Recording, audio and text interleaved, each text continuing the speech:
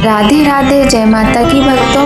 आप सभी का स्वागत करती हूँ स्पिरिचुअल ज्ञान साधना में और आप सभी से अनुरोध करती हूँ कि स्पिरिचुअल ज्ञान साधना को सब्सक्राइब कर लीजिए और बेल आइकन को प्रेस कर दीजिए ताकि आपको नई नई वीडियोस का नोटिफिकेशन। जय श्री हरि, जय माता की। राधे राधे भक्तों, कैसे हैं आप सभी लोग? आशा करते हैं सभी लोग बहुत अच्छे होंगे। बताने के लिए कमेंट में जय माता की राधे राधे अवश्य ही लिखिएगा। भक्तों, आज आमल की रंग भरी एकादशी है, तो सबसे पहले आप सभी को आमल की रंग भरी एकादशी की हार्दिक शुभकामनाएं। इसे आमला या फिर आमल की एकादशी भी कहते हैं और इसे रंग भरी एकादशी भी कहते हैं। इस विषय में जानकारी पहले ही वीडियो में बता चुके हैं और आशा करते हैं आपको वीडियो पसंद आएगी। आज के इस सुंदर वीडियो में हम आपको बहुत ही सुंदर कथा सुनाएंगे एकादशी व्रत की। एकादशी के महत्व को भी जानेंगे और एकादशी व्रत की जो महानता है, जो एकादशी व्रत की जो महत्वता है, उसके विषय में भी हम कथा के द्वारा ही जानेंगे। तो भक्तों, आप सभी से हाथ जोड़कर विनम्र निवेदन है कि कथा को पूरा सुनिएगा, बीच में छोड़कर मत जाइएगा। और हाँ, ये कथा बहुत ही सुंदर है और दुर्लभ कथाएं हैं। भक्तों, यदि आपको वीडियो अच्छा लगे तो एक लाइक भी ज़रूर कीजिएगा। तो आइए भक्तों, प्रारंभ करते हैं बहुत ही सुंदर आज की ये वीडियो। हमारे सनातन धर्म में एकादशी व्रत का विशेष महत्व बताया गया है।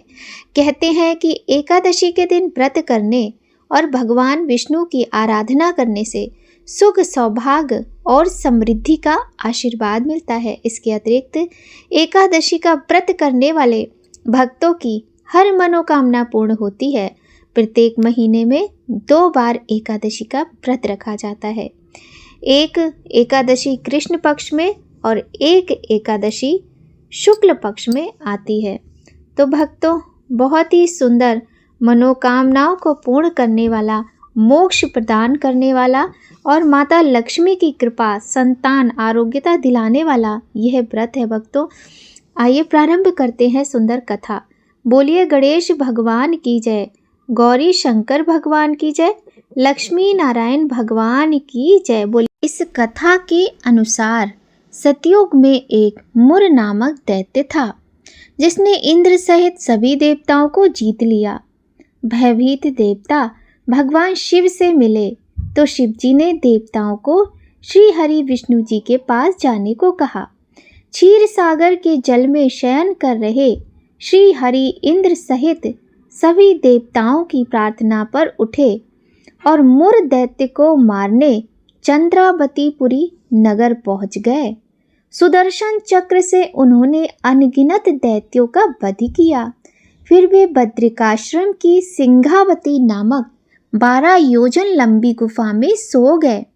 मुर ने उन्हें जैसे ही मारने का विचार किया, वैसे ही श्री हरि विष्णु के शरीर से एक कन्या निकली और उसने मुर दैत्य का वध कर दिया। पर श्री हरि को उस कन्या ने, जिसका नाम एकादशी था, बताया कि मुर को श्री हरि के आशीर्वाद से उसने ही मारा है। खुश होकर भगवान श्री हरि ने एकादशी को सभी तीर्थों में प्रदान होने का वरदान दिया। इस तरह श्री विष्णु के शरीर से माता एकादशी के उत्पन्न होने की यह कथा पुराणों में वर्णित है। इस एकादशी के दिन त्रिस्पर्शा यानी कि जिसमें एकादशी, द्वादशी और त्रयोदशी तिथि भी हो, वह बड़ी शुभ मानी जाती है। इस दिन एकादशी का व्रत रखने से 100 एकादशी व्रत करने का फल प्राप्त होता है। बोलिए एकादशी माता की जय, बोलिए लक्ष्मी नारायण भगवान की जय। तो भक्तों, अब हम आपको सुनाएंगे बहुत ही सुंदर एक और कथा। इसे सुनने से माता लक्ष्मी अत्यधिक प्रसन्न होती हैं और नारायण और लक्ष्मी की कृपा प्राप्त होती है।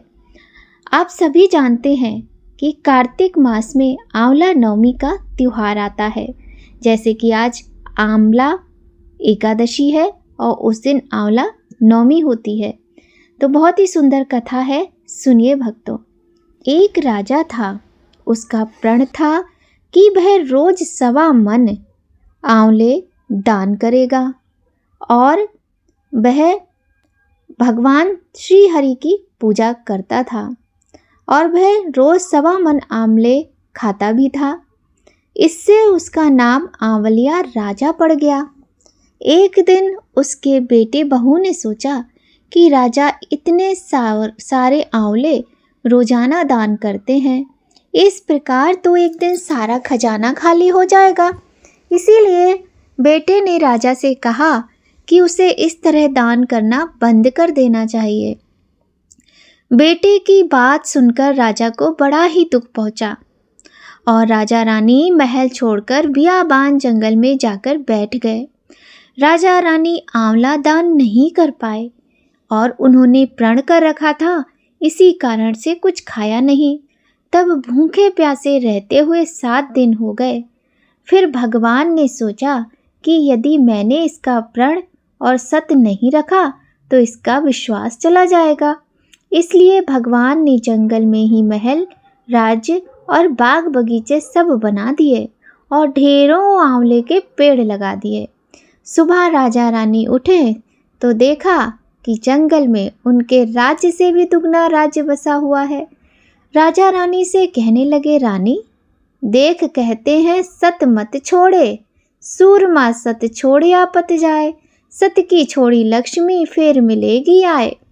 आओ नहा धोकर आंवले का दान करें और भोजन करें। राजा रानी ने आंवले दान करके भोजन किया और प्रसन्नतापूर्वक अपने महल में जंगल में रहने लगे। उधर आंवला देवता का अपमान करने व माता पिता से बुरा व्यवहार करने के कारण पुत्र और बहू के बहुत ही बुरे दिन आ गए। राज्य दुश्मनों ने छीन लिया, दाने दाने को मोहताज हो गए। काम ढूंढते हुए अपने पिताजी के राज्य में आ पहुँचे। उनके हालात इतने बिगड़े हुए थे कि पिता ने उन्हें बिना पहचाने हुए काम पर रख लिया। बेटा और बहू सोच भी नहीं सकते थे कि उनके माता पिता इतने बड़े राज्य के मालिक भी हो सकते हैं, सो उन्होंने भी अपने माता पिता को नहीं पहचाना। एक दिन बहू ने सास के बाल गूंथते समय उनकी पीठ पर मस्सा देखा। उसे ये सोचकर रोना आने लगा कि ऐसा मस्सा मेरी सास के भी था। हमने ये सोचकर उन्हें आंवले दान करने से रोका था कि हमारा धन नष्ट हो जाएगा, आज वे लोग ना जाने कहाँ होंगे। ये सोचकर बहू को रोना आने लगा और आंसू टपककर सास की पीठ पर गिरने लगे। रानी ने तुरंत पलटकर देखा और पूछा, तू क्यों रो रही है? तब उसने बताया कि आपकी पीठ जैसा मस्सा मेरी सासू माँ की पीठ पर भी है। हमने उन्हें आंवले दान करने से मना कर दिया था, अतः वे लोग घर छोड़कर कहीं चले गए। जैसे ही उस बहू ने ऐसा कहा, उसके इतना कहते ही रानी ने उन्हें पहचान लिया और सारा हाल पूछा। बहू ने अपना सारा हाल रानी को बताया। अपने बेटे बहू को समझाया कि दान करने से धन कभी कम नहीं होता बल्कि बढ़ता है। अब बहू बेटे भी सुख से राजा रानी के साथ रहने लगे। हे भगवान, जैसा राजा रानी का सत रखा वैसा सबका रखना, कहते सुनते सारे परिवार का सुख वैभव प्रदान करना। भक्तों, ये थी सुंदर कथा। और आज आमल की एकादशी और आंवला नवमी दोनों ही दिनों आंवले का विशेष महत्व होता है। आंवले का पूजन करने के साथ साथ आंवला दान भी अवश्य करना चाहिए। एक कथा के अनुसार एक बार जगत गुरु आदि शंकराचार्य भिक्षा मांगने एक कुटिया के सामने रुके। वहाँ एक बूढ़ी औरत रहती थी जो अत्यंत गरीबी और दयनीय स्थिति में थी। शंकराचार्य की आवाज़ सुनकर वह बूढ़ी औरत बाहर आई। उसके हाथ में एक सूखा आंवला था। वह बोली, महात्मन, मेरे पास इस सूखे आंवले के सिवाय कुछ नहीं है जो आपको भिक्षा में दे सकूं। शंकराचार्य को उसकी स्थिति पर दया आ गई। और उन्होंने उसी समय उसकी सहायता करने का प्रण कर लिया। उन्होंने अपनी आंखें बंद की और मंत्र रूपी 22 श्लोक बोले। ये 22 श्लोक कनकधारा स्तोत्र के श्लोक थे। इससे प्रसन्न होकर माँ लक्ष्मी ने उन्हें दर्शन दिए और कहा कि शंकराचार्य, इस औरत ने अपने पूर्व जन्म में भी कोई वस्तु दान नहीं की थी। यह अत्यंत कंजूस थी और मजबूरीवश कभी किसी को कुछ देना भी पड़ जाए तो बुरे मन से दिया करती थी। इसलिए इस जन्म में इसकी यह हालत हुई है। यह अपने कर्मों का फल भोग रही है, इसलिए मैं इसकी कोई सहायता नहीं कर सकती। शंकराचार्य ने देवी लक्ष्मी की बात सुनकर कहा, हे महालक्ष्मी, इसने पूर्व जन्म में अवश्य दान धर्म नहीं किया है, लेकिन इस जन्म में इसने श्रद्धा भाव पूर्ण मुझे ये सूखा आंवला भेंट किया है। इसके घर में कुछ ना होते हुए भी इसने मुझे ये सौंप दिया है। इस समय इसके पास यही सबसे बड़ी पूंजी है। क्या इतना भेंट करना पर्याप्त नहीं है? शंकराचार्य जी की बात से देवी लक्ष्मी प्रसन्न हुई और उसी समय उन्होंने गरीब महिला की कुटिया में स्वर्ण के आंवलों की वर्षा कर दी। जय हो महालक्ष्मी माता की। तो ऐसी दयालु कृपालु हैं हमारी महालक्ष्मी माता। हे लक्ष्मी माँ, जैसी कृपा आपने शंकराचार्य और उस बुढ़िया पे की, वैसी ही कृपा कहानी सुनने वालों पे, कहानी कहने वालों पर और हुंकारा भरने वालों पर भी करना माँ। अपनी कृपा, अपनी दया सदा बनाए रखना। बोलिए महालक्ष्मी माता की जय। लक्ष्मी नारायण भगवान की जय। बोलिए जगत माता एकादशी माता की जय। तो भक्तों, कैसी लगी आपको कथा? यदि अच्छी लग रही हो तो लाइक करते चलिए, नहीं तो फिर आप बाद में भूल जाएंगे। प्रिय भक्तों, ये वही कनकधारा स्तोत्र है जो कि हमें धन वैभव प्रदान करवाता है। प्रतिदिन इसका पाठ अवश्य करना चाहिए। यदि प्रतिदिन नहीं करते हैं तो कम से कम शुक्रवार के दिन या माँ लक्ष्मी की पूजा के दिन या प्रत्येक महीने की अष्टमी के दिन कनकधारा स्तोत्र का पाठ अवश्य करना चाहिए। यह आदि शंकराचार्य जी के द्वारा ही स्वरचित है। तो भक्तों, जब हम इस कनकधारा स्तोत्र का पाठ करते हैं तो हमारे जीवन से गरीबी दूर होती है और धन की वर्षा होती है। बिल्कुल, आप एक बार करके देखिए, आपको फल अवश्य मिलेगा। आइए भक्तों, अब सुनते हैं आमल की एकादशी की व्रत कथा। रंग भरी एकादशी, जिसे आमल की एकादशी के नाम से भी जाना जाता है, फाल्गुन मास की शुक्ल पक्ष की एकादशी तिथि के दिन रंग भरी एकादशी आमल की एकादशी का व्रत किया जाता है। मान्यता है कि इस दिन शादी के बाद पहली बार भगवान भोलेनाथ माता पार्वती को लेकर काशी आए थे। इसलिए इस दिन रंग भरी एकादशी कथा का पाठ करने से व्यक्ति की सभी मनोकामनाएं पूर्ण होती हैं। तो भक्तों, आइए प्रारंभ करते हैं आज की बहुत ही सुंदर कथा आमल की एकादशी और रंग भरी एकादशी की। युधिष्ठिर ने कहा, श्री कृष्ण, अब फाल्गुन शुक्ल पक्ष की एकादशी का नाम और महात्म्य बताने की कृपा कीजिए। भगवान श्री कृष्ण बोले, महाभाग धर्मनंदन, सुनो, तुम्हें इस समय वह प्रसंग सुनाता हूँ जिसे राजा मानधाता के पूछने पर महात्मा वशिष्ठ जी ने कहा था। फाल्गुन शुक्ल पक्ष की एकादशी का नाम आमल की है। इसका पवित्र व्रत विष्णु लोक की प्राप्ति कराने वाला है। मानधाता ने पूछा, द्विज श्रेष्ठ, यह आमल की कब उत्पन्न हुई, मुझे बताइए। वशिष्ठ जी ने कहा, महाभाग सुनो, पृथ्वी पर आमलकी की उत्पत्ति किस प्रकार हुई ये बताता हूँ। आमलकी महान वृक्ष है जो सब पापों का नाश करने वाला है। भगवान विष्णु के मुख से चंद्रमा के समान कांतिमान एक बिंदु प्रकट हुआ। वह बिंदु पृथ्वी पर गिरा। उसी से आमलकी यानी आंवले का महान वृक्ष उत्पन्न हुआ। यह सभी वृक्षों का आदिभूत कहलाता है। इसी समय समस्त प्रजा को सृष्टि के लिए भगवान ने ब्रह्मा जी को उत्पन्न किया। उन्हीं से इन प्रजाओं की सृष्टि हुई। देवता, दानव, गंधर्व, यक्ष, राक्षस, नाग तथा निर्मल अंतःकरण वाले महर्षियों को भी ब्रह्मा जी ने जन्म दिया। उनमें से देवता और ऋषि उस स्थान पर आए जहाँ विष्णु प्रिया आमलकी का वृक्ष था। महाभाग, उसे देखकर देवताओं को बड़ा विस्मय हुआ। वे एक दूसरे पर दृष्टिपात करते हुए उत्कंठा पूर्वक उस वृक्ष की ओर देखने लगे और खड़े खड़े सोचने लगे कि वृक्ष पाकर आदि वृक्ष तो पूर्व कल्प की ही भांति है, जो सब के सब हमारे परिचित हैं, किंतु इस वृक्ष को हम नहीं जानते। उन्हें इस प्रकार चिंता करते देख आकाशवाणी हुई, महर्षियों, यह सर्वश्रेष्ठ आमलकी का वृक्ष है जो भगवान विष्णु को प्रिय है। इसके स्मरण मात्र से गोदान का फल मिलता है। स्पर्श करने से इससे दूना और फल भक्षण करने से 3 गुना पुण्य प्राप्त होता है।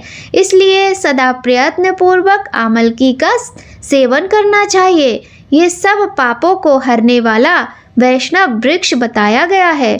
इसके मूल में विष्णु, इसके ऊपर ब्रह्मा, स्कंध में परमेश्वर भगवान रुद्र, शास्त्रों में मुनि, टहनियों में देवता, शाखाओं में मुनि, टहनियों में देवता, पत्रों में वसु, फूलों में मरुर दृढ़ तथा ना फलों में समस्त प्रजापति वास करते हैं। आमलकी सर्वदेवमयी बताई गई है, अतः विष्णु भक्त पुरुषों के लिए ये परम पूज्य है। ऋषि बोले, अव्यक्त स्वरूप से बोलने वाले महापुरुष, हम लोग आपको क्या समझे? आप कौन हैं? देवता है या कोई और? हमें ठीक ठीक बताइए। आकाशवाणी हुई, जो संपूर्ण भूतों के कर्ता और समस्त भुवनों के सृष्टा हैं, जिन्हें विद्वान पुरुष भी कठिनता से देख पाते हैं, वही सनातन विष्णु मैं हूँ। देवादिदेव भगवान विष्णु का कथन सुनकर उन ब्रह्म कुमार महर्षियों के नेत्र आश्चर्य से चकित हो उठे। उन्हें बड़ा विस्मय हुआ। वे आदि अंत रहित भगवान की स्तुति करने लगे। ऋषि बोले, संपूर्ण भूतों के आत्मभूत आत्मा एवं परमात्मा को नमस्कार है। अपनी महिमा से कभी च्युत न होने वाले अच्युत को नित्य प्रणाम है। अंत रहित परमेश्वर को बारंबार प्रणाम है। दामोदर, कवि और यज्ञेश्वर को नमस्कार है। मायापते, आपको प्रणाम है। आप विश्व के स्वामी हैं, आपको नमस्कार है।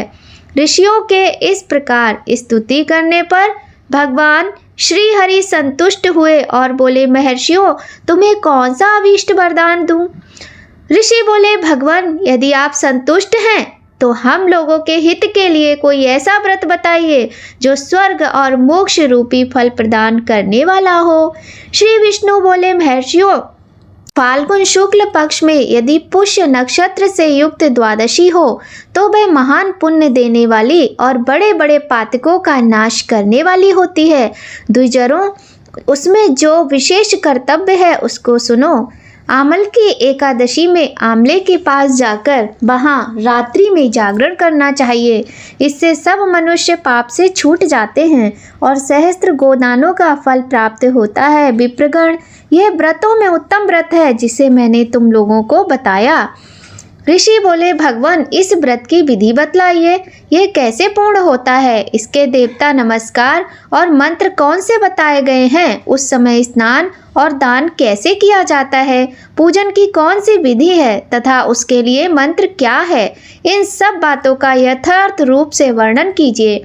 भगवान विष्णु ने कहा, द्विजवरों, इस व्रत को जो उत्तम विधि है उसको श्रवण करो। एकादशी को प्रातःकाल दंत धावन करके ये संकल्प करें कि हे पुंडरीकाक्ष, हे अच्युत, मैं एकादशी को निराहार रहकर दूसरे दिन भोजन करूंगा। आप मुझे शरण में रखें। ऐसा नियम लेने के बाद पतित, चोर, पाखंडी, दुराचारी, मर्यादा भंग करने वाले तथा गुरु पत्नी गामी मनुष्यों से वार्तालाप ना करें। अपने मन को वश में रखते हुए नदी में, पोखर में, कुएं पर अथवा घर में ही स्नान करें। स्नान के पहले शरीर में मिट्टी लगाएं। मृत्तिका लगाने का मंत्र अश्वक्रांते रथक्रांते विष्णुक्रांते वसुंधरे मृत्तिके हर में पापम जन्मकोट्याम समर्जितम वसुंधरे। तुम्हारे ऊपर अश्व और रथ चला करते हैं तथा वामन अवतार के समय भगवान विष्णु ने भी तुम्हें अपने पैरों से नापा था। मृत्तिके मैंने करोड़ों जन्मों में जो पाप किया है मेरे उन सब पापों को हर लो। खान मंत्र तुम माता सर्वभूतानां जीवनम तत्तु रक्षकम स्वेद ज्योतिज जातीनां रसानां पतये नमः। स्त्रातो अहम सर्वतीर्थेषु हृदय प्रस्त्र वडेषु च नदीषु देवखातेषु इदं स्नानम तु मे भवेत्।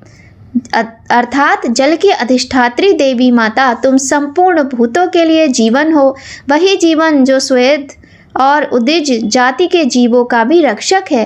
तुम रसों की स्वामिनी हो, तुम्हें नमस्कार है। आज मैं संपूर्ण तीर्थों, कुंडों, झरनों, नदियों और देव संबंधी सरोवरों में स्नान कर चुका।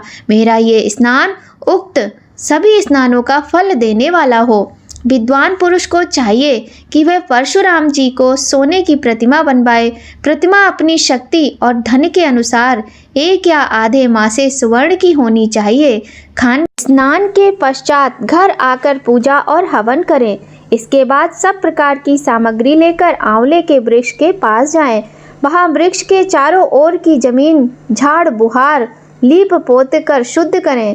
शुद्ध की हुई भूमि में मंत्र पाठ पूर्वक जल से भरे हुए नवीन कलश की स्थापना करें। कलश में पंचरत्न और दिव्य गंध आदि छोड़ दें। श्वेत चंदन से उसको चर्चित करें। कंठ में फूल की माला पहनाएं। सब प्रकार के धूप की सुगंध फैलाएं। जलते हुए दीपकों की श्रेणी सजाकर रखें। तात्पर्य यह है कि सब ओर से सुंदर एवं मनोरम दृश्य उपस्थित करें। पूजा के लिए नवीन छाता, जूता, वस्त्र भी मंगाकर रखें। कलश के ऊपर एक पात्र रखकर उसे दिव्य खीलों से भर दें। फिर उसके ऊपर सुवर्ण में परशुराम जी की स्थापना करें।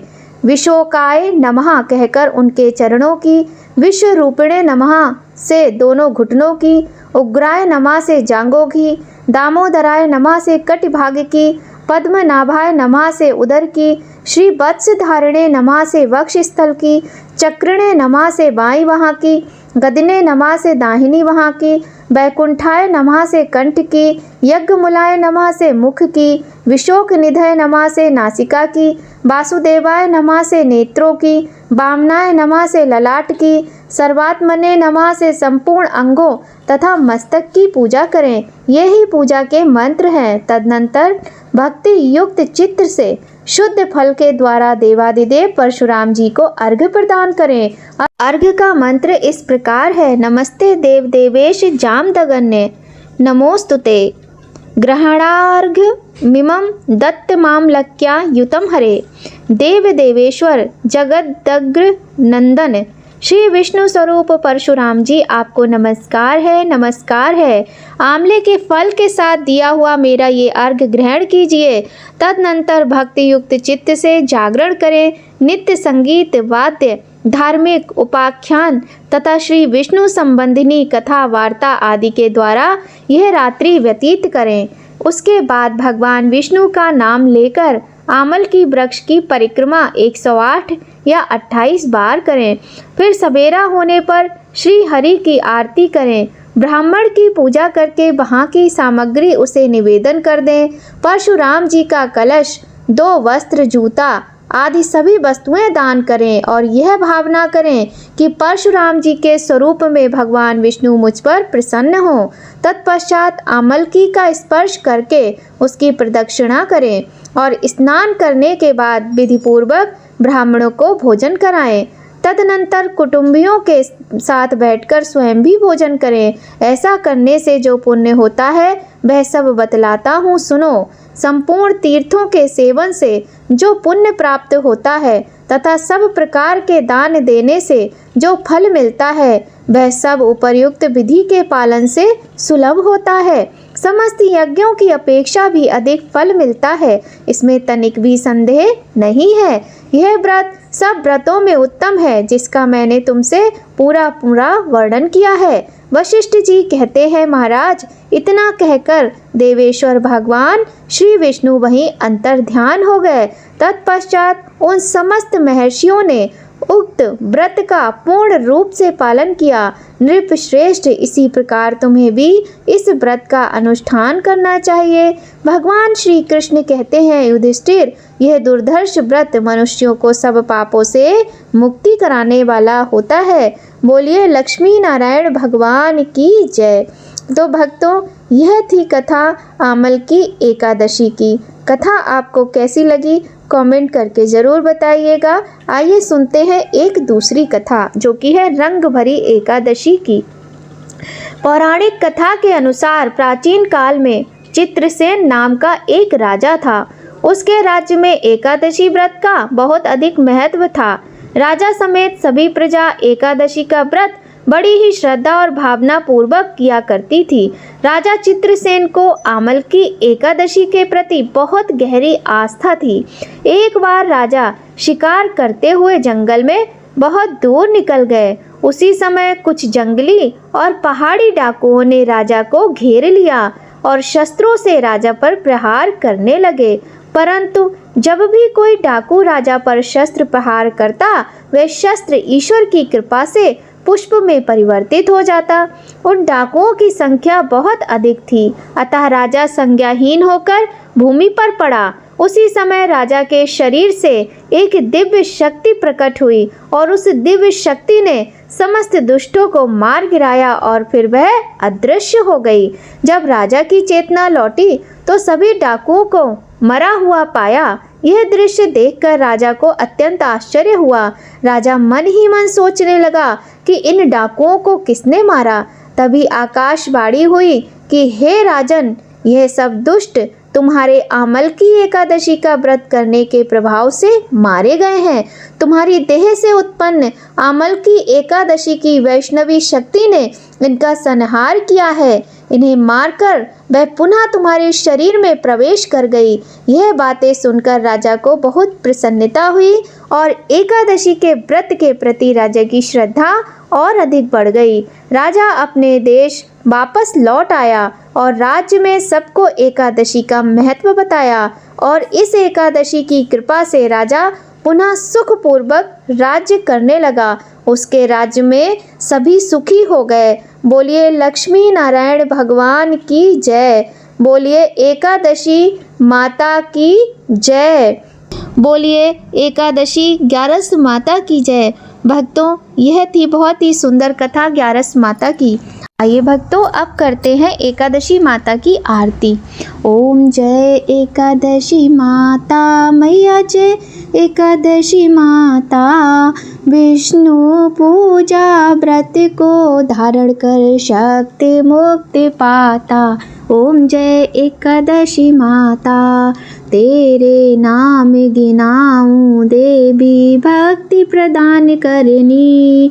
मैया भक्ति प्रदान करनी, गण गौरव की देनी, माता शास्त्रों में वरनी। ओम जय एकादशी माता, मार्ग शीर्ष के कृष्ण पक्ष की उत्पन्ना विश्वतारिणी जनमी। मैया विश्वतारिणी जनमी, शुक्ल पक्ष में हुई मोक्षदा मुक्तिदाता बन आई। मैया जय एकादशी माता, पौष के कृष्ण पक्ष की सफला नामक है।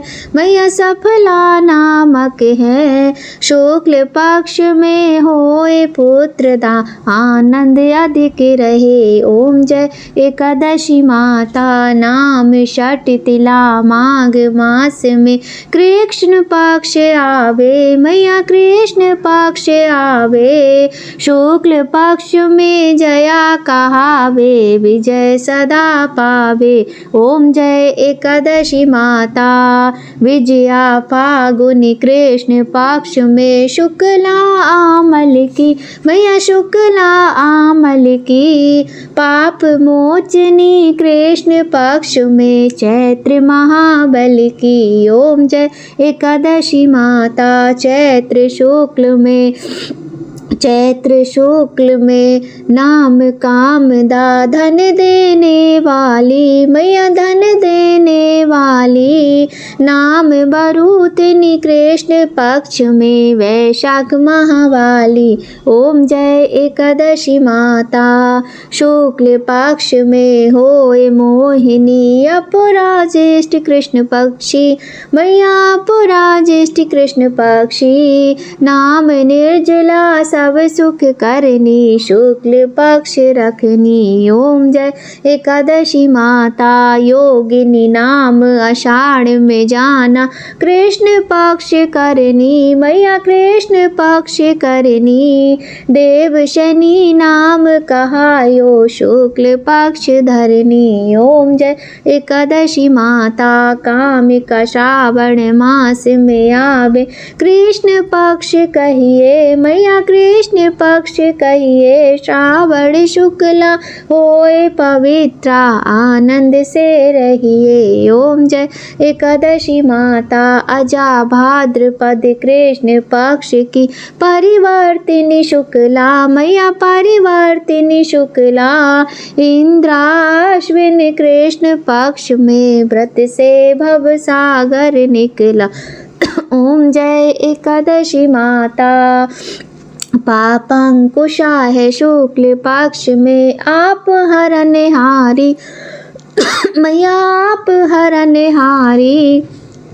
रमा मास कार्तिक में आबे सुखदायक भारी। ओम जय एकादशी माता। देवोत्थानी शुक्ल पक्ष की दुख नाशक मैया मैया दुख नाशक मैया। पावन मास में करूं विनती पार करो नैया। ओम जय एकादशी माता।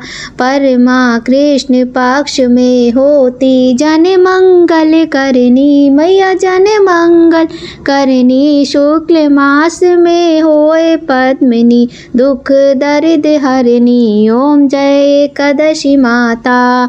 जो कोई आरती एकादशी की भक्ति सहित गावे मैया प्रेम सहित गावे। जन गुर दिता स्वर्ग का वासा निश्चय ही पावे। ओम जय एकादशी माता मैया जय एकादशी माता। बोलिए एकादशी मैया की जय। लक्ष्मी नारायण भगवान की जय। गौरी शंकर भगवान की जय। भक्तों, भगवान श्री हरि माता एकादशी लक्ष्मी नारायण की कृपा अपने भक्तों पर सदा ही बनी रहे। एक बार आप सभी को फिर से रंग भरी एकादशी आमल की एकादशी की हार्दिक शुभकामनाएं। जय माता की भक्तों। राधे राधे।